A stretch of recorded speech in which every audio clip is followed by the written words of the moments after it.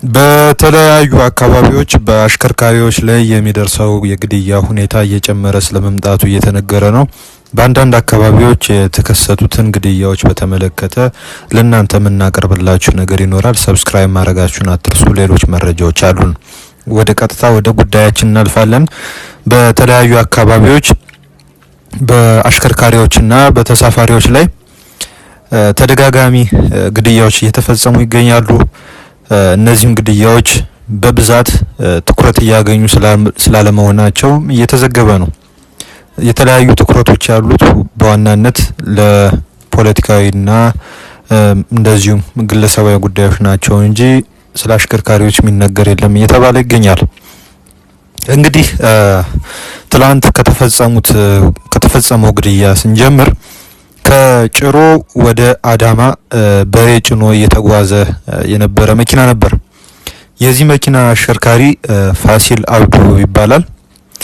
እንግዲህ እየተጓዘ ነበር በሬ ጭኖ። ቅድም እንደጠቀስነው በአዋሽ 7 እና በመተሐራ መካከል ልዩ ቦታው ለገበንቲ የሚባል ቦታ ላይ የታጠቁ ኃይሎች ያጋጥሙታል። እነዚህ የታጠቁ ኃይሎች እርሱን ከመኪና አውርደው ከወሰዱት በኋላ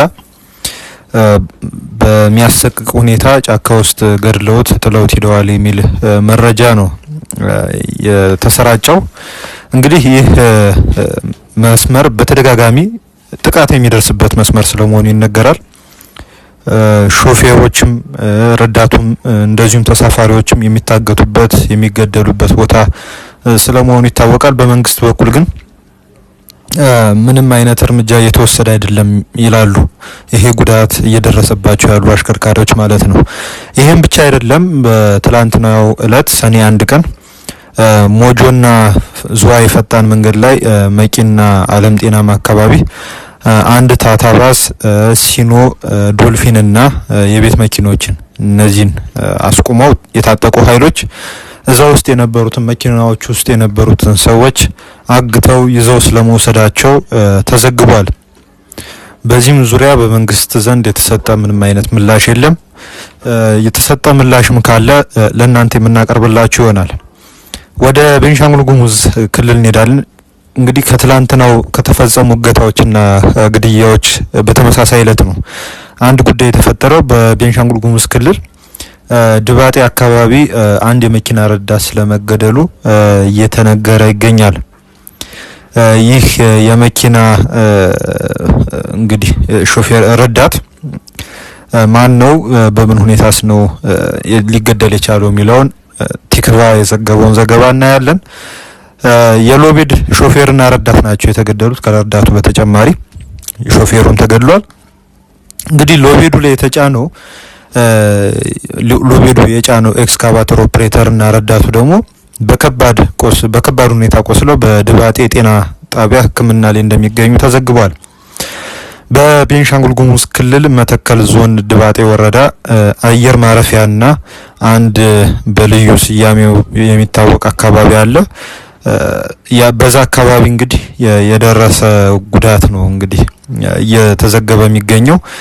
ይህ አካባቢ ፖርት ዘይት የሚሰኝ አካባቢ ነው።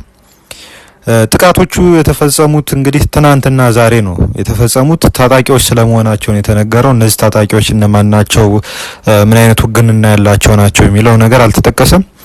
አንድ ሾፌርን ጨምሮ 3 ሰዎችን መግደላቸውን፣ 2 ሰዎችን ማቁሰላቸውንና ከብቶች መዝረፋቸውን ነው የዓይን እማኞች የተናገሩት።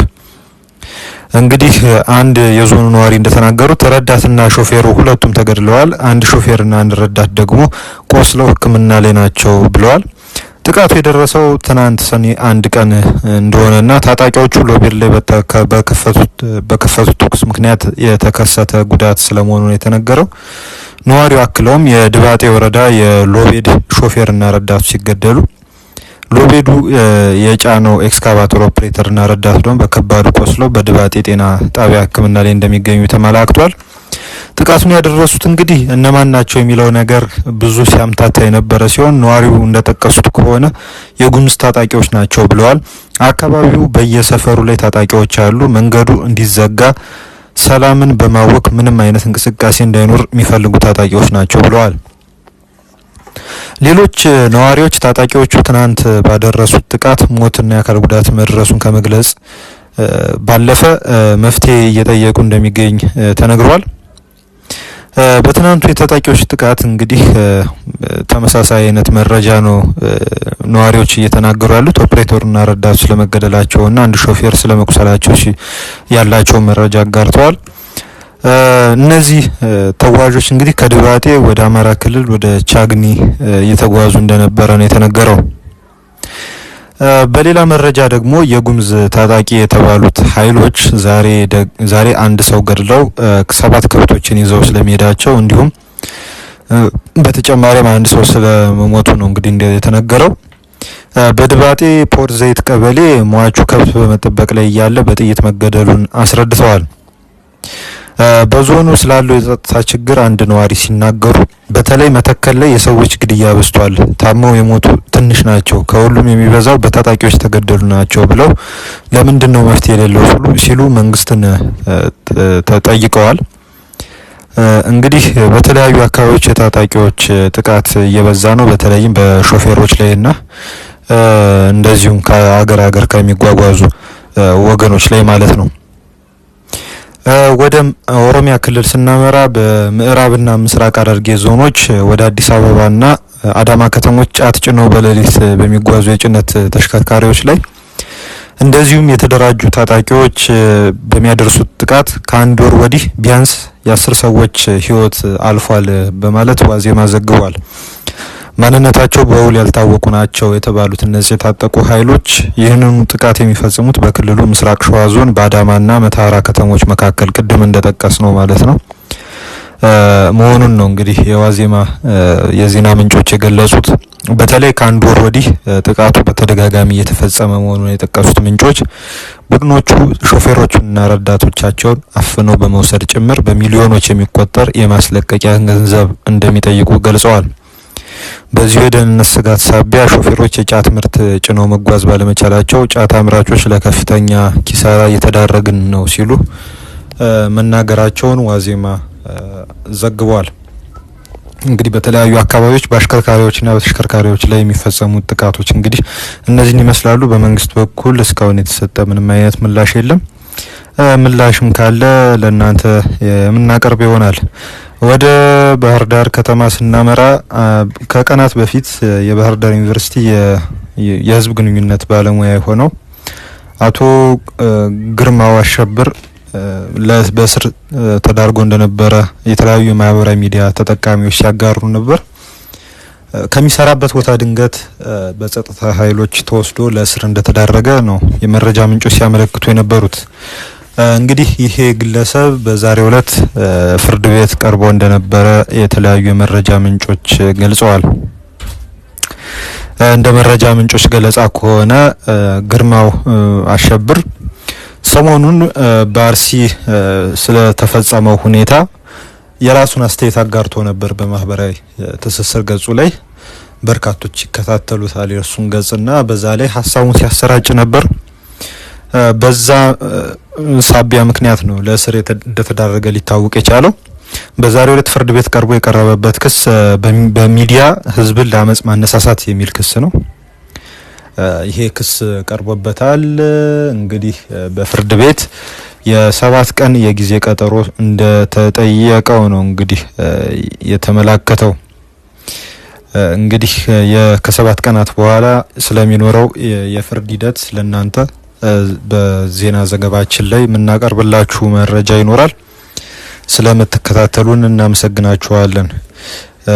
አሁን በቀጥታ ወደ ትግራይ ክልል የምናልፍ ይሆናል።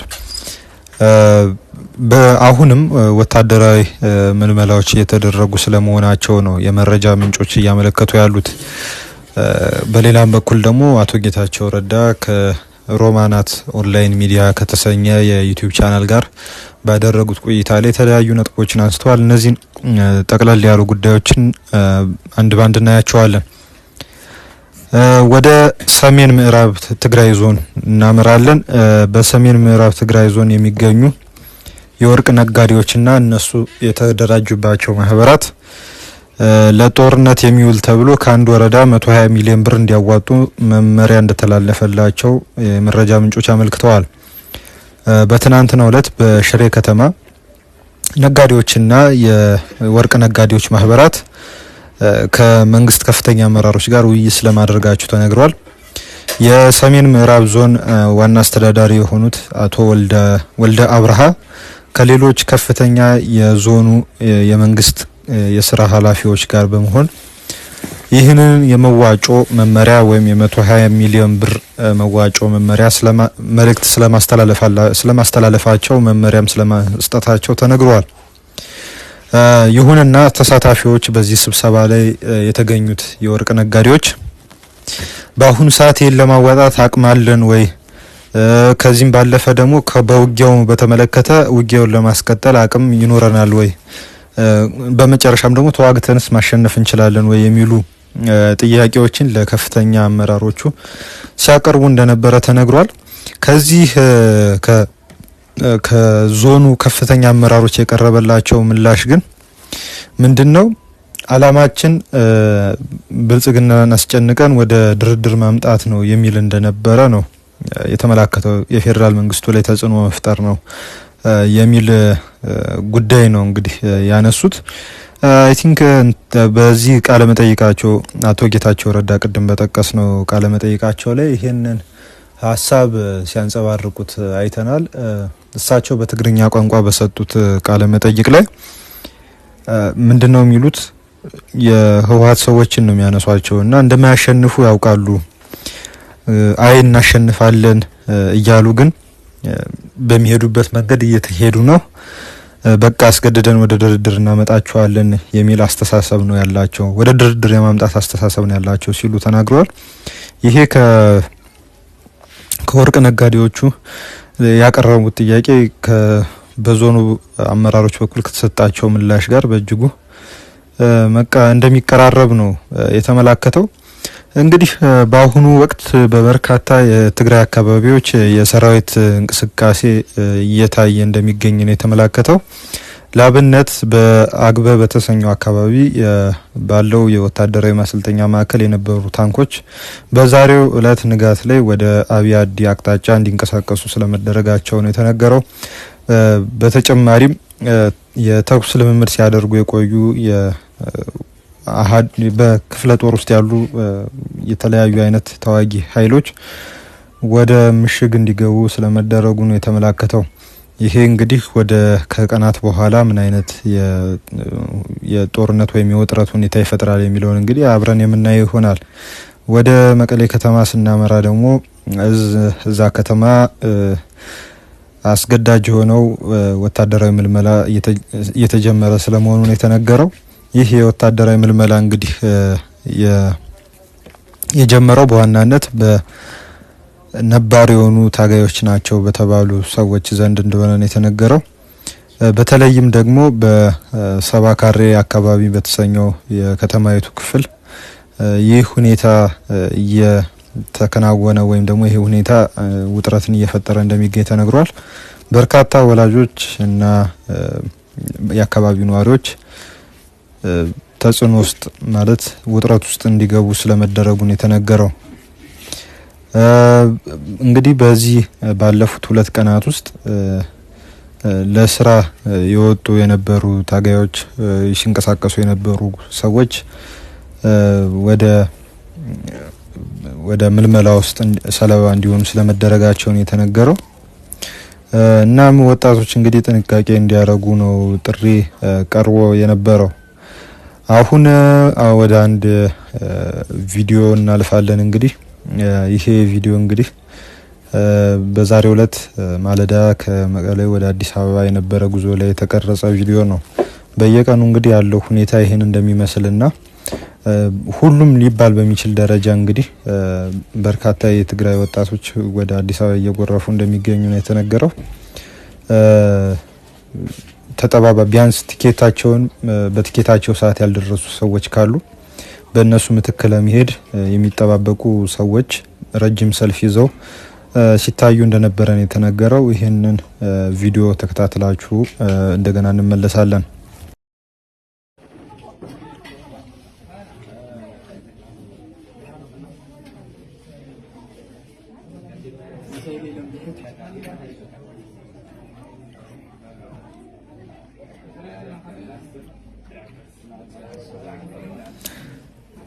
እንግዲህ ወደ መጨረሻው መረጃችን ስናልፍ አቶ ጌታቸው ረዳ የጠቅላይ ሚኒስትሩ የምስራቅ አፍሪካ አማካሪ ከአንድ የዩቲዩብ ቻናል ሮማናት ኦንላይን ከተባለ የዩቲዩብ ቻናል ጋር ውይይት ስለማድረጋቸው ወይም ቃለ መጠይቅ ስለማድረጋቸው እንግዲህ አንስተን ነበረ። በዚህ ቃለ መጠይቃቸው ላይ እንግዲህ የተለያዩ ሀሳቦችን አንስተዋል። በዚህ ቃለ መጠይቃቸው ላይ በአሁኑ ሰዓት ባለው የህወሓት አመራር ውስጥ ያለውን አሮጌ አስተሳሰብ ያሉትንና ጥቅምን ያማከለ የፖለቲካ አካሄድ በጥብቅ ሲተቹ ታይተዋል። እንግዲህ አንዳንድ በትግራይ አመራር ውስጥ ያሉ ኃይሎች አሁንም አዲስ አበባን ሳይቆጣጠሩ ወይም የፌዴራል ስልጣን ሳይይዙ ትግራይን ማስተዳደር የማይቻል እንደሚመስላቸው መሆኑን የጠቀሱት አቶ ጌታቸው ይህ የ4 ኪሎ የስልጣን ፍላጎት በትግራይ ህዝብ ህልውና ላይ አደጋ እየጋረጠ ነው ሲሉ አመልክተዋል። ወደ ዲያስፖራዎቹ ዘንድ ሲሄዱ ደግሞ በመጨረሻው ሰዓታት ላይ የሚካሄደውን የፖለቲካ ቁማርና የስልጣን ሽኩቻ እንዳለ በማንሳት ይህ አካሄድ በትግራይ ውስጥ አላስፈላጊ ውጥረትና መከፋፈልን እየፈጠረ እንደሆነ አንስተዋል። እነዚህን በዲያስፖራ ውስጥ የሚንቀሳቀሱ ፖለቲከኞችን የላስት ሚኒት ፖለቲከኞች ናቸው፣ የመጨረሻ ደቂቃ ፖለቲከኞች ናቸው ሲሉ አንስተዋል። በሌላ በኩል የጦር አዛዦችን ሚናና የፖለቲካ አመራሩን ኃላፊነት በማንሳት የሁለቱም የጦር አዛዦችም የፖለቲካ አመራሮችም ሚናቸውን ባለመለየታቸው ምክንያት እንዲሁም ደግሞ ስፖንሰር የሚደረጉ ስፖንሰር ሲሉ እነማን እንደሆኑ ግልጽ አላረጉም በመኖራቸው በትግራይ ላይ እየመጣ ያለው አደጋ ሰፊ ስለመሆኑ አንስተዋል። በፖለቲከኞችና በጀነራሎች መካከል ስላሉ ያልተገባ ጥምረት ወይም አሊያንስና አንዱ ለሌላው መጠቀሚያ ስለመሆኑ የሚናገሩት አቶ ጌታቸው ጄኔራሎች ሰራዊቱን በአግባቡ ከማዘዝ ይልቅ ከፖለቲካዊ ፍላጎት ጋር በመቆራኘታቸው ሳቢያ ለራሳቸው አላማ ሲሉ ሰራዊቱን እያንቀሳቀሱ ስለመሆኑ ነው የተመላከተው። በማህበረሰቡና በሰራዊቱ ውስጥ ያለው የመዋጋት መንፈስ አሁን ወዳለው የሰላም መስመር መለወጥ ሲገባው አሁንም በጦርነት አስተሳሰብ ስልጣንን ለማስጠበቅ ወይም ለመቀማት መሞከር የትግራይን ህዝብ ይጎዳል ሲሉ ተናግረዋል። ወደ ሱዳን እንግዲህ የተሻገሩት እንግዲህ አቶ ጌታቸው የነበረውን ወታደራዊ ኃይል በአግባቡ መያዝ ባለመቻሉና ሰራዊቱ በመበታተኑ የተፈጠረውን ክፍተት ገልጸዋል። ይህ መበታተን ጠላት ላሉት ለኤርትራ መንግስት ወይም ሻዕቢያ ሲሉ ለጠሩትና ለሌሎችም ኃይሎች በር የሚከፍት ስለመሆኑ ተናግረዋል። ከትግራይ ተፈናቅለው በሱዳንና በኢትዮ ሱዳን ድንበር አዋሳኝ አካባቢ በሆኑ አካባቢ ስላሉ ስደተኞች የተለያዩ ነጥቦችን ያነሱት አቶ ጌታቸው የስደተኞች ካምፕ መኖርንና በሱዳን በኩል ያለው የእስላማዊ ወንድማማቾች ወይም በእንግሊዝኛው ሙስሊም ብራዘርሁድ እና የጀነራል አብዱል ፈታህ አልቡርሃንን ተለዋዋጭ ፖለቲካ አንስተው የድንበር አካባቢ ወታደራዊና ዲፕሎማሲያዊ መዋቅር ካልተጠበቀ በትግራይ ተፈናቃዮች ላይ ተጨማሪ ስቃይ እንደሚያመጣ አስገንዝበዋል። አቶ ጌታቸው ከሱዳን ከስደተኞችና ከወታደር ኃይሎች ጋር በተያያዘ ያነሷቸው የተለያዩ ነጥቦች ነበሩ። በቀድሞ በ17 ዓመቱ የትግል ወቅት በአሱሳ አካባቢ የነበረውን የስደተኞች ካምፕ ታሪክ በማንሳት በወቅቱ የነበረው መከራና የትግራይ ህዝብ ወሳኝ የመሆን በኃይል ወሳኝ የመሆን ሁኔታ እንግዲህ አንስተዋል። በተለያየ መልኩ እንግዲህ የሱዳን ውስጣዊ ችግር ስለሚፈጥረው ኢምፓክትና የሱዳን የሳውዲና አጎራባች ሀገሮች በተለያዩ ቦታ እንግዲህ ተለዋዋጭ ሁኔታዎች ምን ያህል ለሀገሪቱ ወይም ለኢትዮጵያ ተጽዕኖ እየፈጠሩ እንደሚገኙ አንስተዋል። ከሱዳን ድንበር አካባቢዎች ለምሳሌ በሁመራ አቅጣጫ እንደዚሁም ምዕራብ ትግራይን በሚያዋስኑ አካባቢዎች ጋር በተያያዘ በሱዳን በኩል የሚደረጉ እንቅስቃሴዎችና ቅስቀሳዎች አሉ ሲሉ ተናግረዋል። እንዲሁም የሱዳን ፖለቲካዊ ውሳኔዎች በዲፕሎማሲው ረገድ ዋጋ እያስከፈሉ እንደሆነና ሁኔታው በቀላሉ የሚታይ እንዳልሆነ ነው እንግዲህ ያመለከተው። እዚህ ጋር በርካታ የተለያዩ ሀሳቦችን አንስተዋል። ቅድምም እንደጠቀስ ነው የህወሓት ሰዎች እንደማያሸንፉ ያውቃሉ። አይ እናሸንፋለን እያሉ ባሉበት ሁኔታ እየቀጠሉ ይገኛሉ። በመጨረሻም ደግሞ በቃ አስገድደን ወደ ድርድር እናመጣቸዋለን የሚል አስተሳሰብ እንዳላቸው አንስተዋል። በዚህ ሰፊ ቃለመጠይቅ ላይ የተለያዩ ነጥቦችን አንስተዋል። እንግዲህ ቃለመጠይቁን ገብታችሁ ማየት የሚችሉ ይሆናል በሮማናት ኦንላይን ሚዲያ። ስለተከታተላችሁ እናመሰግናለን። ሰብስክራይብ ማድረጋችሁን አትርሱ። መልካም ጊዜ ይሆንላችሁ።